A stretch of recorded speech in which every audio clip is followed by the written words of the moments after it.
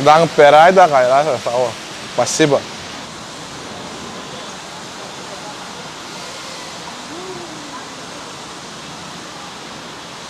Спасибо вам большое. Как вас зовут? Адың нәме? Оғылнар. Это был социальный эксперимент. Спасибо вам большое. Сейчас вам за это 1 секунду подождите. Вот это вам.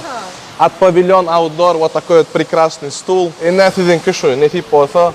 Спасибо, что вы отозвались. Бажымдан пердіңіз. Шматнец 3-4 адам сорадым içmeden oğa. Ödüңüz geldiniz. Bratva, yaxşılık yamanlığın qalqanıdır. Tapak 9. Yaxşılık edin, olum size 2 esse olup gelir. Çap. Pau.